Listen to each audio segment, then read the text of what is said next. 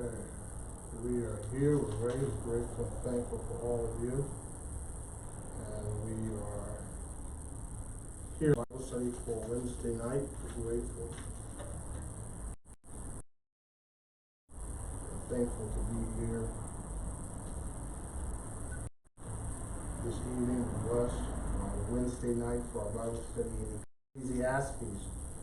Grateful for you. Thank you for you who are listening. Hopefully we are broadcasting both on our website, and you can also find us on our YouTube channel. So if you get a chance, you're watching us via YouTube, click on the like button on our channel, subscribe, and we will hopefully be building a little bit more of our audience in a few weeks to come. And we're grateful and thankful to be here this evening. We're back in the book of Ecclesiastes, so if you have your Bible, turn with us to the 4th chapter in the book of Ecclesiastes. This evening, we're going to look at a very wonderful section in our text tonight. We're going to look at interesting areas that we're going to look at. We're going to look at the issue of friendship and community. And we're going to look at the issue of the vanity of popularity. Vanity of popularity. If you have your handouts, you can finally go to our blog page and click on the link that says Ecclesiastes, and you'll find the outlines there for the book of Ecclesiastes. I did promise that we were going to go over that section tonight.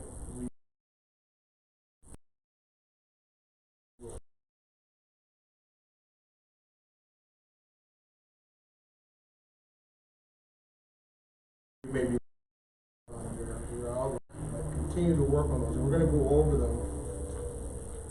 Hopefully next week we'll go over a few of the chapters. We're not going to be able to go over every chapter, but hopefully we'll get a chance to cover at least chapter 3 and do some of chapter 4. But tonight we're going to conclude the rest of chapter 4. So if you have your outlines, we are in chapter 4, and we're going to go over beginning at verse 9, and we're going to go all the way tonight to verse 16. We're going to look at these two interesting subjects. The subject of what it means to be in a community of friendship and community to people in the first of these 4 verses, verses 9, 10, 11, and 12. And then we're going to look at another subject that Solomon tackles, and that's the issue of the vanity of popularity. The vanity of popularity. So tonight we're going to talk a little bit about something that Solomon seems to have noticed in observations of life. So we've been talking about the Ecclesiastes, and we've been looking at life as it is in perspective to Solomon as he sees life under the sun. Being under the sun. Being life without God. And his conclusion is that life without God really has no meaning.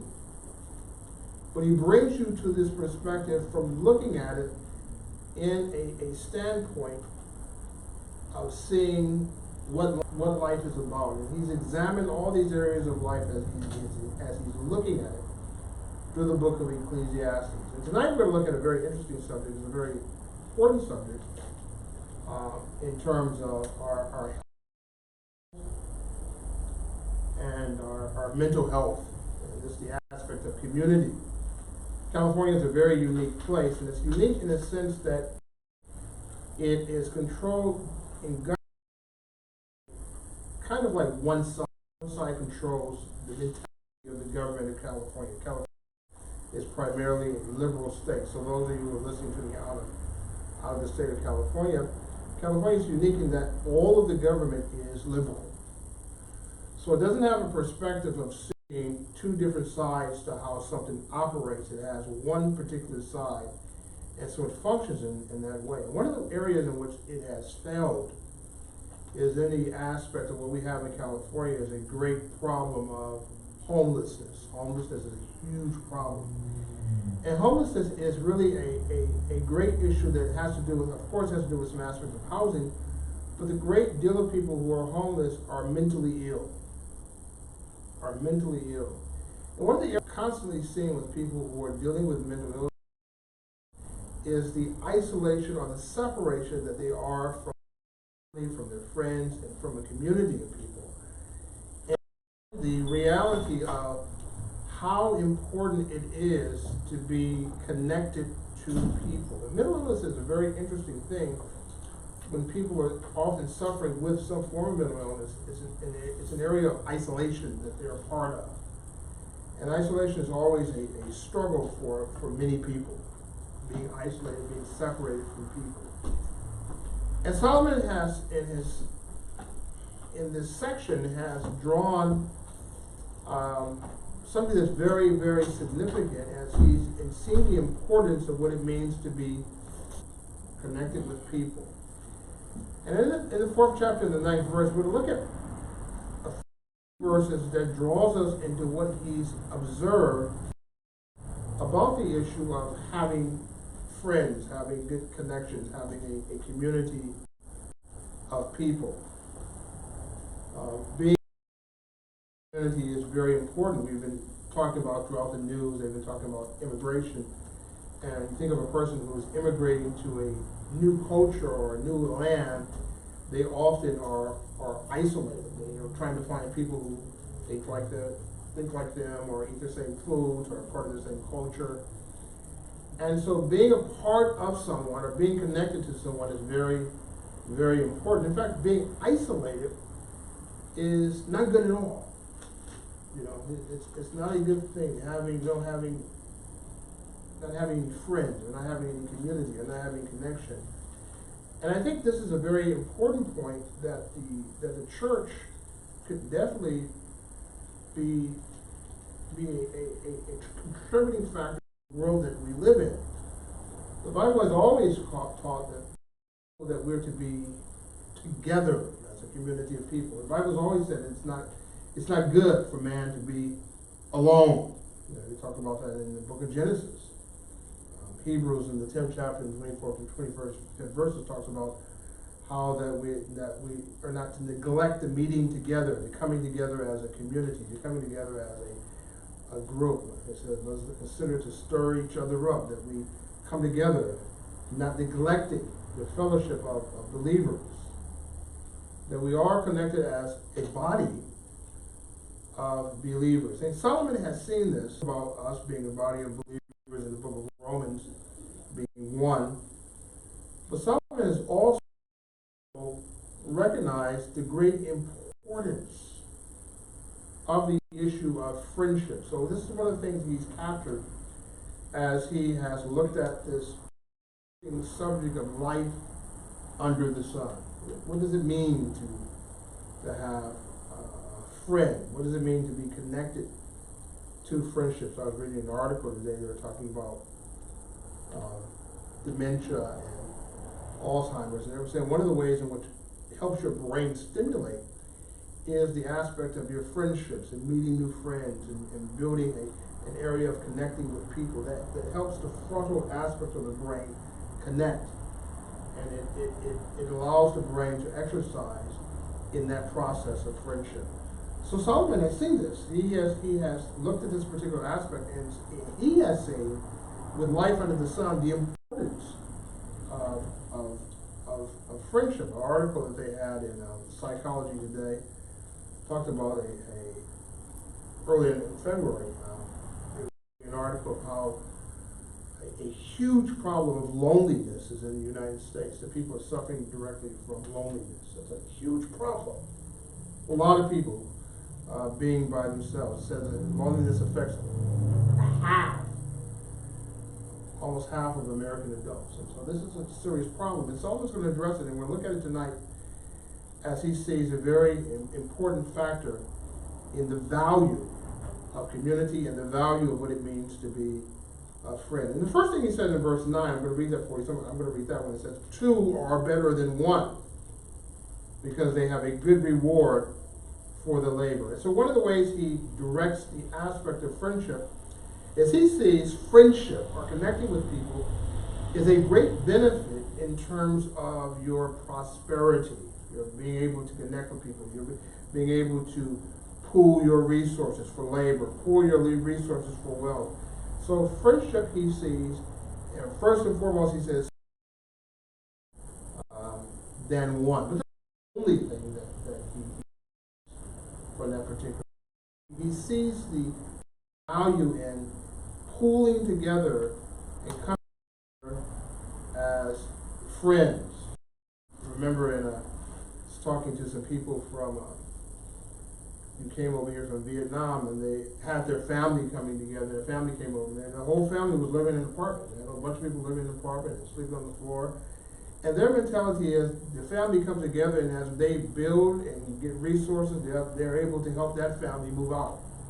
Or help that other family member move out. Help the other family move out until they get enough resources to pool their resources together and then buy a bigger home. And then after they buy a home for one person, they pool their resources together and buy a home for another person. They pool their resources. In other words, they have a sense of seeing the community of friendship, the community of family, the community of being together works to their benefit.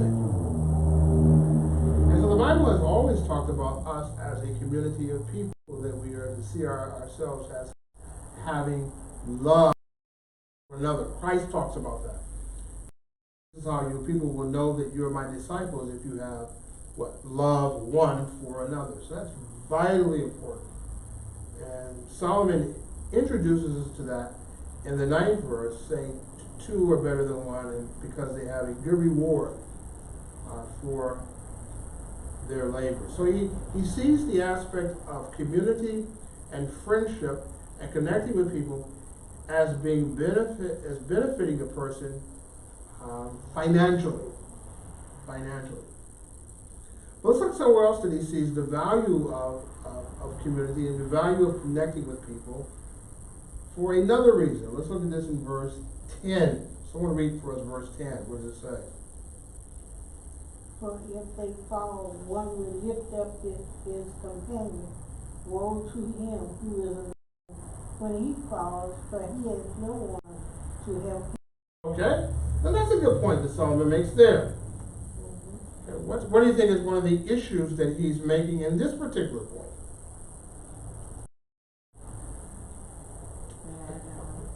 You can support each other. Okay, that you can support each other. So there is, for the person that is with another person, that aspect of supporting another person, if something were to happen to them, they have someone to do what? To help them. You know, someone can lift me up if I fall. So he's building the connection of friendship or community with the idea of a person being able to help you physically. You know, I work in the healthcare field, and one of the things I run into a lot are people who are older, they're by themselves, and they really have no one to help them. They have to have somebody there 24 hours a day, 7 days a week, because if something were to happen to them, no one could help them. And so sometimes they're placed in nursing care facilities, they're placed in various places, because as we get older, we need someone sometimes to help us. And so Solomon sees the importance and significance of this in that friendship brings clarity of needing and seeing other people to help us. We need friends. We need friends to sometimes to bring us into a reality. Sometimes our family is able to bring us to some level of reality, but our friends are able to, at some level, to kind of bring us into a different reality. It's almost like if you have kids, and your kids show you something, and you say, "Oh, that's beautiful." They expect you to say that. Now, you're always going to say, you're going to give them words of encouragement. You're going to give them feedback that has to do with you. But really, they become more inspired when an outsider says, "Wow, that's a good job. I really think that's wonderful, because they will say, hey, this other person gives me a different perspective. They can give me a different feedback than my family. So a friend is very important in terms of able to build from the outside, to see you in ways that you don't see yourself, ways in which your family can't point out. They can't help you in these particular areas. And this is one of the issues that is very helpful, and very helpful for our mental health. Friendships are very important for our mental health. And the Bible recognizes that. You know, the Bible has already said that. You know, psychologists and scientists are just now finding that out, right?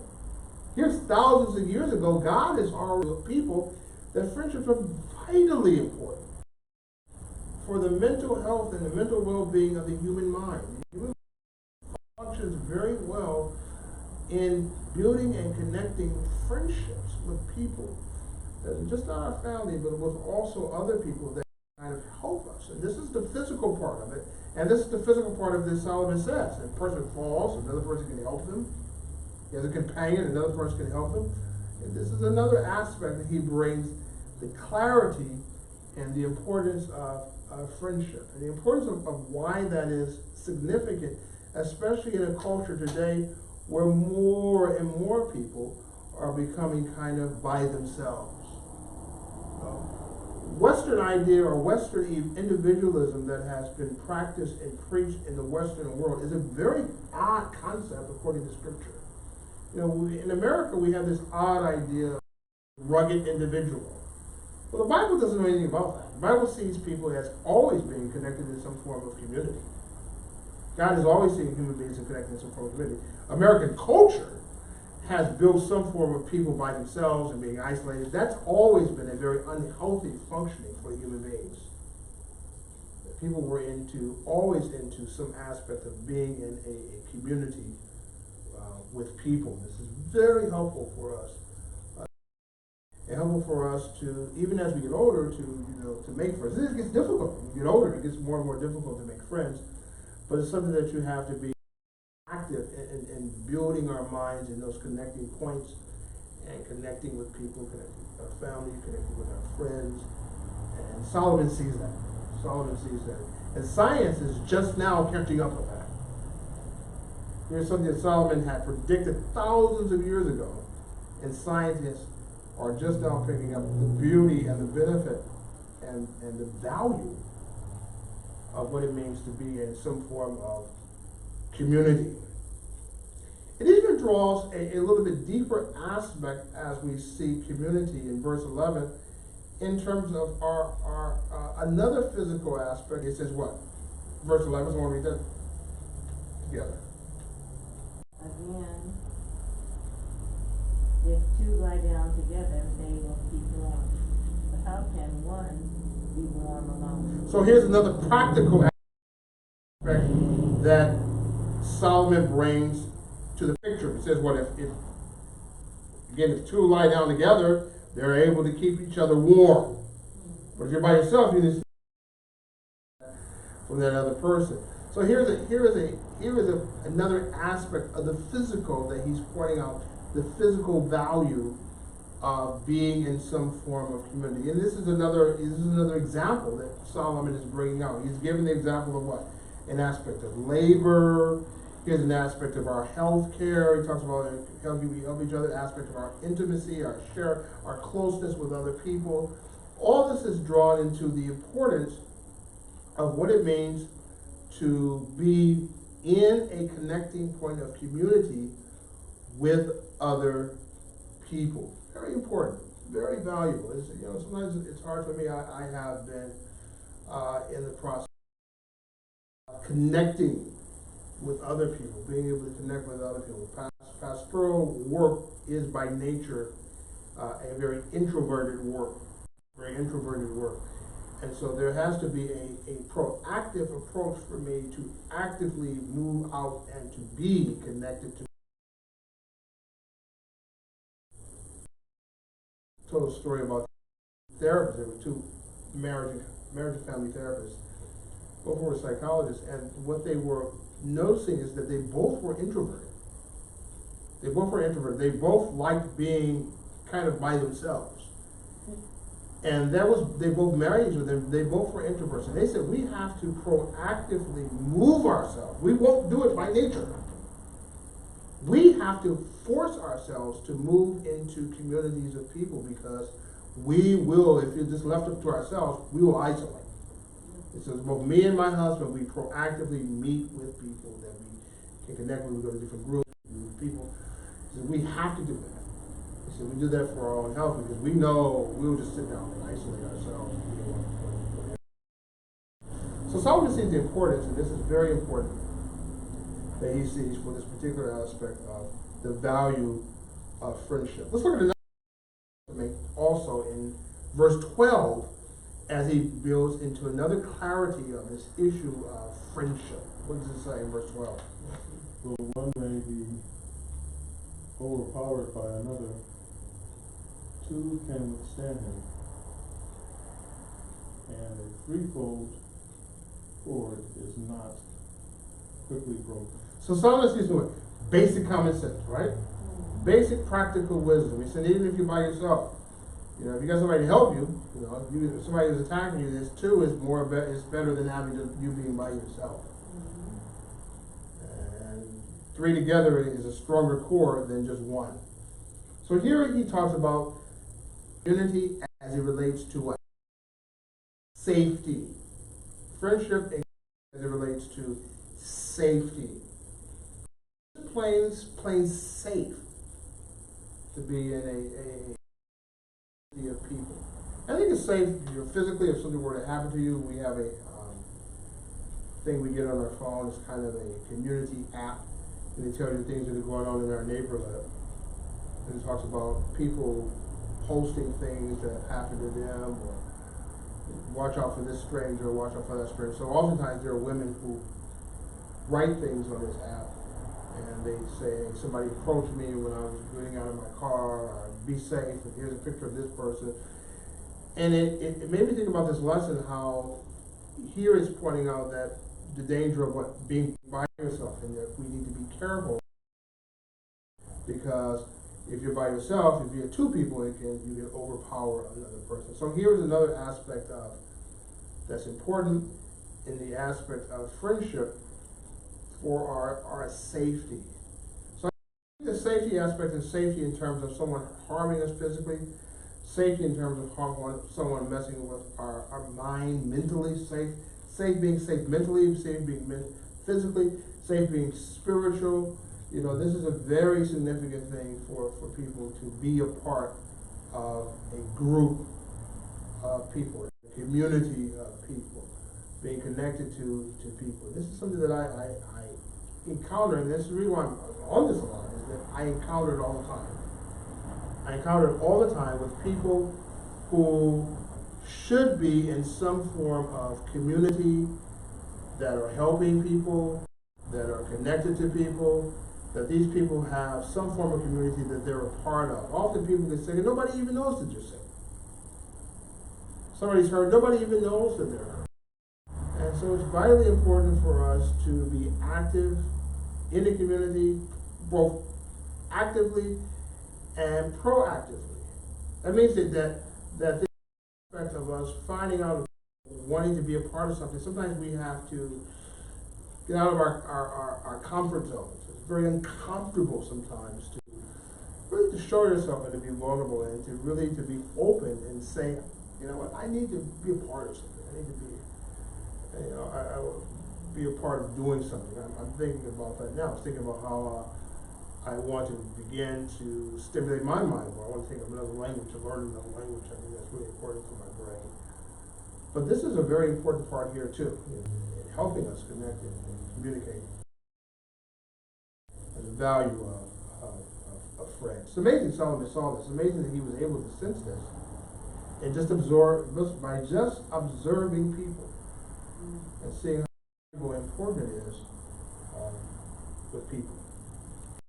Solomon ventures into another area, and I think this is another area that's very significant, is he sees the realm of of how people relate to each other in terms of being popular, in terms of what we call popularity. We're going to talk a little bit about popularity right now.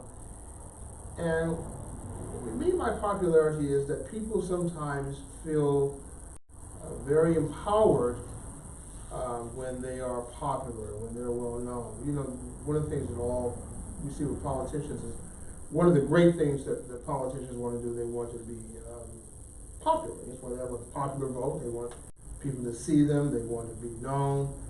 It's an ego thing, right? To be in charge of something. No matter who the president is, it really is a person who has a big ego. Say I'm going to be the president of the United States, is a person who's what? Ego-driven.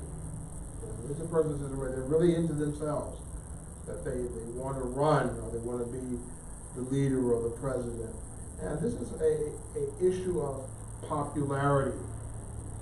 And Solomon sees something that's very interesting. He says it's good to be a person that's popular. It's good to be a person that's powerful, but it's more important than trying to be the leader or the king or the president. What's really important is that you are wise.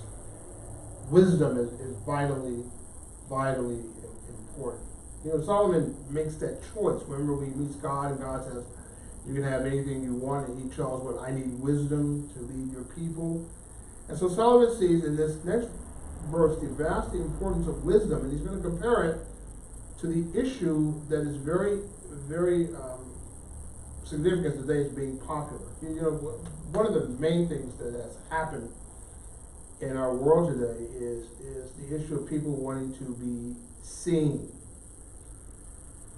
Either it's on social media, it's on television. Everybody has a kind of a 15 minutes of fame. You know, that's a big thing. You know, you can see me on some form of social media platform. Somebody always has something to say. So popularity was big in the time of Solomon, and it was big in the time today. And we're going to see what Solomon has to say in regards to what is popularity and what does it mean. So let's look at verse 13, and he gives a very interesting verse in verse 13. We're going to look at as he writes this verse, let's see if we can kind of figure out what he's saying when he looks at verse 13. What do you think that means when he says in verse 13 that he gives that particular verse 13? What does it say? Wise you than an old and foolish king who will be admonished no more. Okay. Now what he's saying is, I'd rather have somebody a wise young person than a foolish old king that you can't tell him what he's saying. Mm-hmm.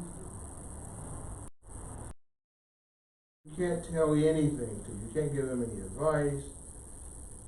He thinks he knows everything.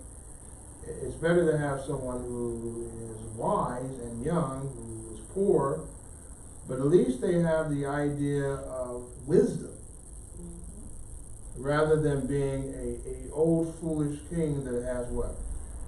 No wisdom, not smart at all.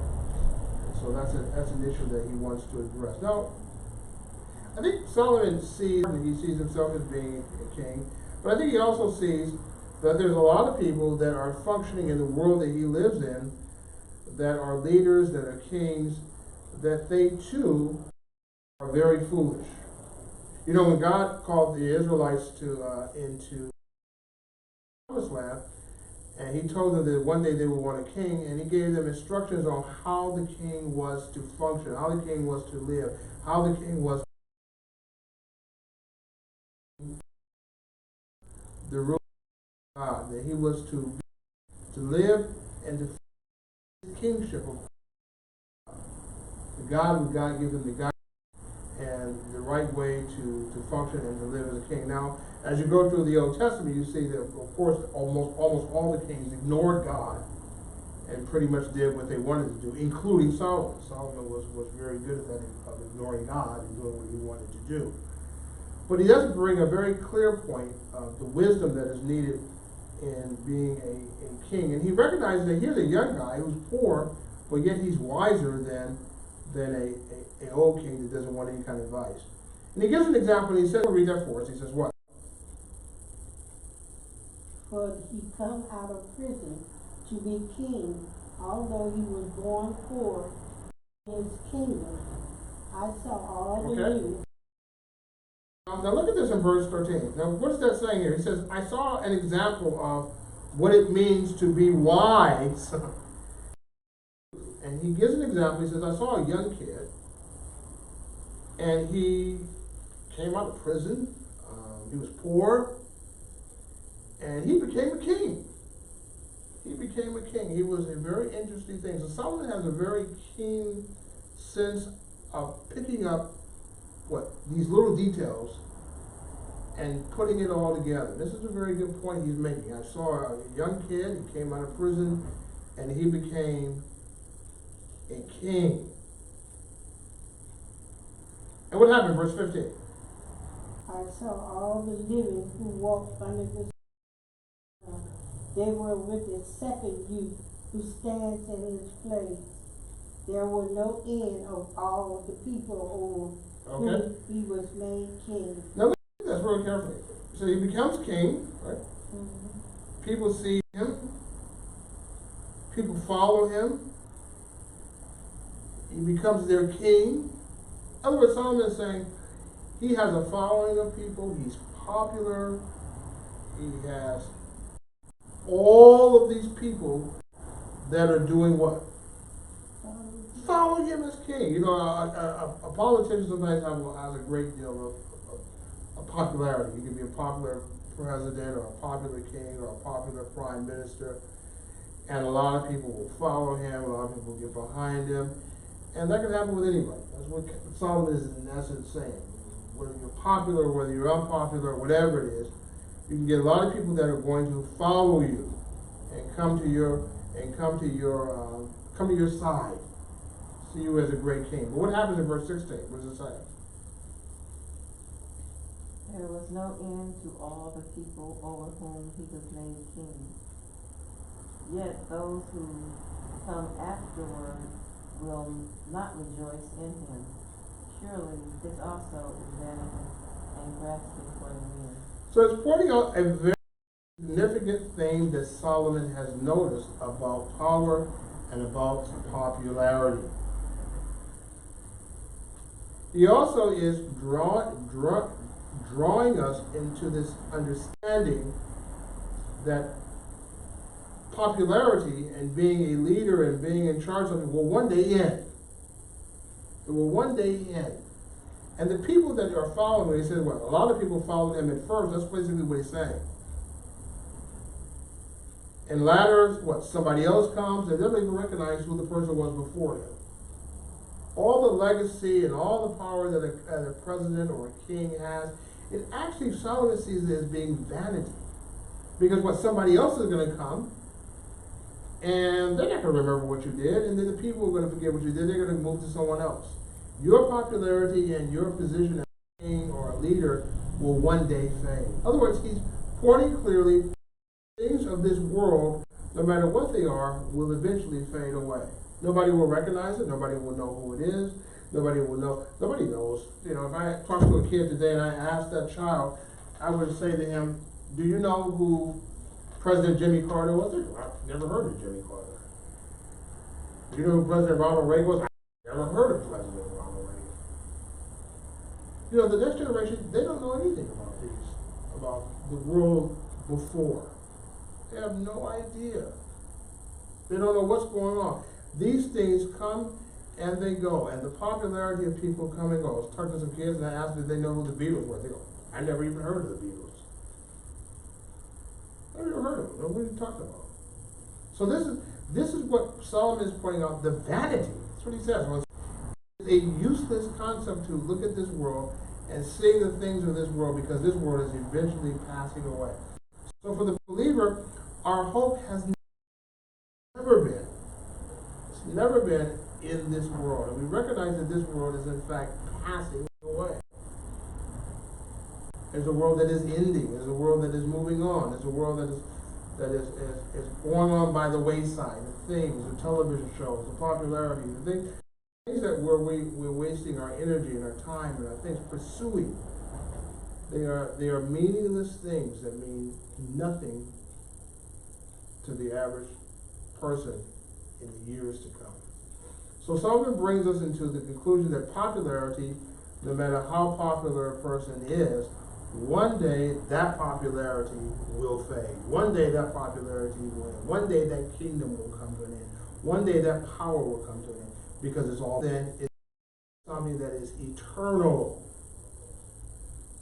The Christian is to begin to seek for things that are eternal. We put our hope in things that are everlasting rather than temporary. Our hope is in something that is for the eternal world, not for the temporary. Next time that we come, we're going to